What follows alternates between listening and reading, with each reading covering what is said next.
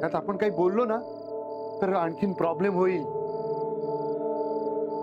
किती नाही बोलायचा.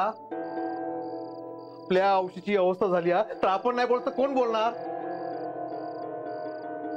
कोण बोलणार म्हणजे बाकीची माणसं पण हत ना घरात, ती बोलतील. सरिता, माझी औसाई. तुमची औसा तशी ह्यांची पण औसा. हे थोरले म्हणून ह्यांका सगळा मिळता आणि हे धाकटे म्हणून मिळता. फक्त दागिने मिळवूसाठी औस हवी आहे काय त्यांका? त्यांची काय जबाबदारी नाही हा काय? सरिता, ह्या सगळं बोलूची ही वेळ नाही. हीच बोलूची वेळ. हा सगळ्या बाबतीत पुढे पुढे जातास आणि मग सगळं स्वतःच्या अंगावर येता. आई ग थांब ना जरा तू. थांब काय थांब? तुझ्या बापाशी कळत नाही हा. ह्या सगळा त्यांका अडकवूसाठी चालला हा. कोण अडवते दादाला? आम्ही. मग तुम्ही करा ना फोन तुमच्या मित्रात आणि विचारा जा आयंका काय केलं असता. वहिनी, आपल्याकडे काहीच पुरावे नाहीयेत. हा बघितलंस काय हो? आयंका काय झाला हा आणि ह्या सगळा दिसत असताना अभिराम भाऊजी विचारतात पुरावं काय हा, आणि तुम्ही त्या विश्वासरावाक फोन केला. मी म्हणते एवढं कसलो राग तुमच्या डोक्यात सदान कदा? ह्या सगळा तुमच्या रागानेच होता हा. तुमचो नेने काकां वांगडा वाद होतो म्हणा नेनेंच्या खुनांचो आरोप तुमच्यावर इलो. त्या अजया या रागामुळेच तुम्ही मारला होतास. त्या मारल्याची चौकशी पण तुमचीच झाली होती. अहो, तुमच्या मनात हा ता सगळा तुम्ही तोंडावर बोलता, पण हाय बाकीची माणसं अशी नाही हत. ता काय बोलणार नाही म्हणून दिसून येत नाही. तुम्ही दिसून येतात आणि म्हणा तुमच्या अंगावर सगळा येता. सरिता, हे बघ, प्रत्येक वेळेला जे चुकीचं आहे ना त्याच्या विरोधात आम्ही सुद्धा बोललेलो आहोत. मग ह्या जा सगळा झाला ता बरोबर झाला काय? सांगा ना, ह्या जा सगळा झाला ता बरोबर झाला काय? ह्या सगळा कित्या झाला? विश्वासरावान अंगारो दिल्यान म्हणालच ना. मग अभिराम भाऊजी असा कित्या म्हणतात की पुरावा होयो? माधव भाऊजी पण गप हत. सगळी माणसं मूग गिळून गप बसतात. सरिता, आता आरडाओरड करून काही फायदा आहे का? काय होणार आहे का? बघा,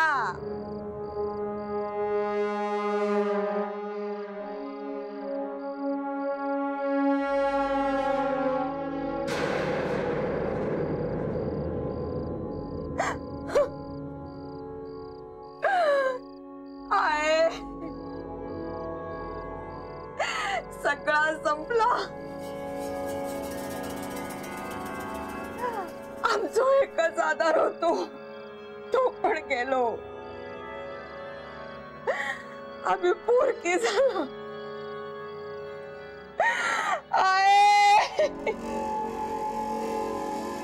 काय झालं वहिनीनो? यमुने आय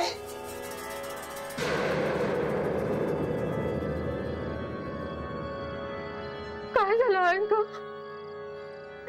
आय बरं, मी निघतोय. लय वेळ थांबलोय, पण माका आता ह्याच्यात अडकाचा नाही. तुम्ही व्हाय आता तुमका केलास, पण ह्या आता तुम्ही ही जबाबदारी नाही जर घेतलास तर या सगळ्या माझ्यावर येतला आणि मी फुकटचो अडकतलोय. तेव्हा मी आपलो चलतोय.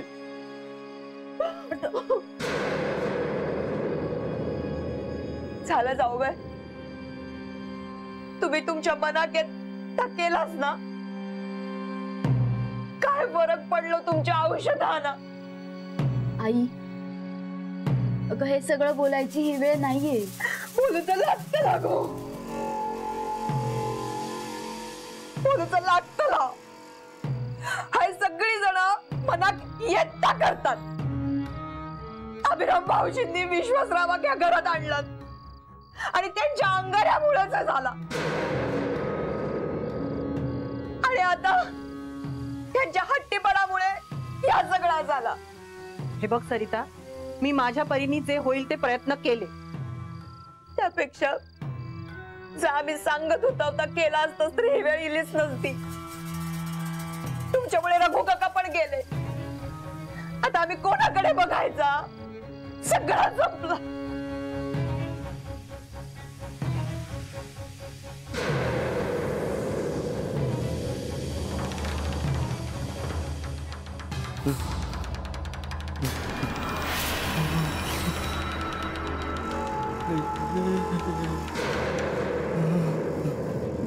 दादा विश्वासराव, मी तुका सोडणार नाही. आवाज खाली. थांबा थांबा. विश्वासराव, मी सॉरी म्हणतो. तो रागाच्या भरात जरा नाही, मला कळू शकतं. आपल्या माणसाला असं काही झालं तर असं रिॲक्ट होणं साहजिक आहे. दत्ता नाईक, तुमचं काय म्हणणं आहे? मी तुमच्या आईला मारलं, जीव घेतला. वय तूच केलास या सगळा. दादा नको ना प्लीज. हा हा, त्यांना संशय येऊ शकतो. हा, जसा माझा संशय आहे तुमच्या प्रत्येकावर. मग काय तुम्हाला कंप्लेंट करायची माझ्या विरोधात? माझी काही हरकत नाही. कारण विश्वास, मी एक मित्र म्हणून आलो होतो. पण आता जर यांना माझ्यावर संशय असेल तर तुम्ही कंप्लेंट करू शकता. हे इन्स्पेक्टर तुमची रीतसर तक्रार लिहून घेतील. सर तुम्ही तुमचं काम करा. पण याआधी दत्ता भाऊ, एकदा फक्त आईंना चेक करू द्या या डॉक्टरांना. म्हणजे कळेल काय झालं, कसं झालं, आणि सगळं समोर येईल. आता काय बघूच? हा तूच केलास सगळा. आमच्या आईक मारलास तू. तुम्ही प्लीज प्लीज मी रिक्वेस्ट करतो तुम्हाला, प्लीज त्यांना एकदा चेक करू द्या. दत्ता, तू मागे हो बघू. मागे हो दत्ता. दादा बस बस म्हणतो ना. ऐक, मागे हो. बस बस प्लीज बस ना.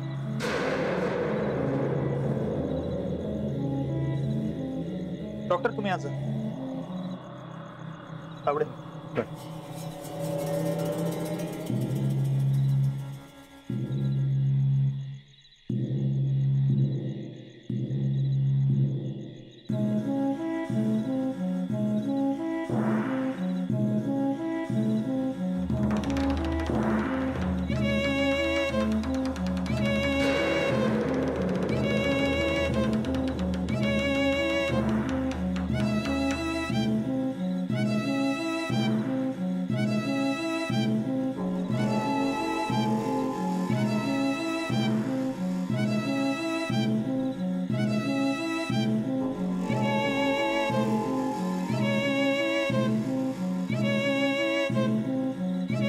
विश्वासराव भाऊ,